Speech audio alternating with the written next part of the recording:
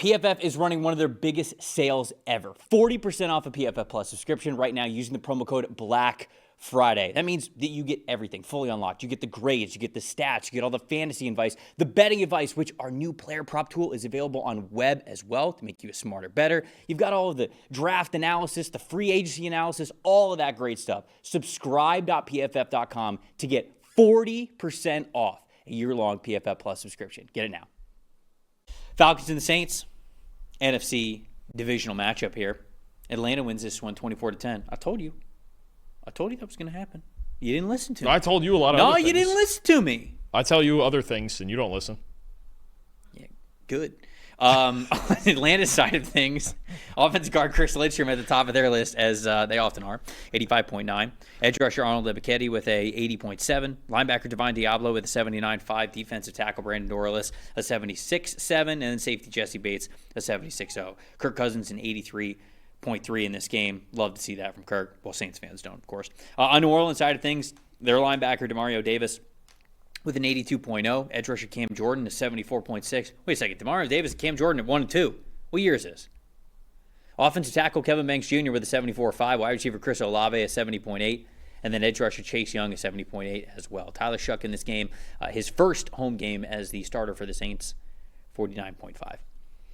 Stat that told the story, Dalton. Yeah, to me, just going through this game, watching both sides of the ball, the Falcons were the better team in the trenches. And when you get kind of an ugly physical game where both teams have shaky quarterback situations, that makes a big difference, right? You saw Chris Lidstrom at the top there for the Falcons. Defensive line played really well. I thought both sides of the ball, that was just really the big difference. Atlanta's offensive line grade, an 80. New Orleans, a 64. Defensive line grades, a 68 for Atlanta. New Orleans, just a 59. A lot better pass rush that the Falcons got.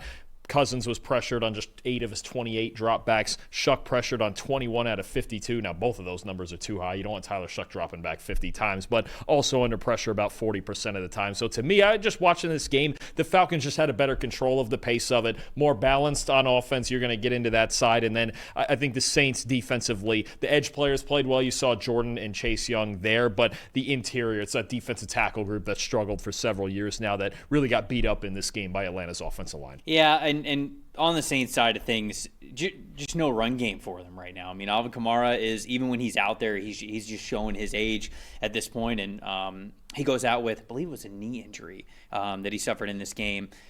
Didn't come back, and Devin Neal took over. But even with Devin Neal, 2.6 average yards per carry, which was best on the team. And it's just, that's not going to work out for you. I know we were joking around a little bit before when we were kind of talking about J.J. McCarthy's situation with the Minnesota Vikings, but you got to have some semblance of a run game. If you got a young quarterback, they've got to be able to lean on it. They've got to have faith in it. And the Saints just absolutely did not. And credit to that young group of defensive guys on the Falcons side of things. They played really well. Brandon Dorlus, Jalen Walker, James Pierce Jr., Arnold Ebiketie, Xavier Watts. Like, those guys were awesome in this game, and they really came together and played well. And it's sort of like we've talked about with Atlanta all year long.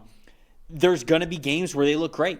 When the young guys all bring it together and they're all playing cohesively, you feel good about where this team is going. And there's also going to be grades where they look like a group of young defensive players and they're not going to play so well. And so this was one of those games that was a good game for them. And it's really nice to see them go on the road and be able to play well as a group. But I think that run defense was a big area that they emphasized in this game. They said, hey, we're going to stop the run and we're going to make Tyler Shuck beat us. And we feel pretty good about that, especially if he's going to attack our safeties in Jesse Bates and Xavier Watts. So I thought it was the right game plan for the defense in Atlanta, and I thought they played very well. I also thought that Kirk Cousins played pretty well in this game. 16 for 23, 199 passing yards. He had that 50-yard touchdown bomb to Darnell Mooney. I didn't know he still had that in him with his arm. No Drake London in this game, but I thought he was fantastic. 94.1 play action passing grade, 93.1 passing grade versus the blitz.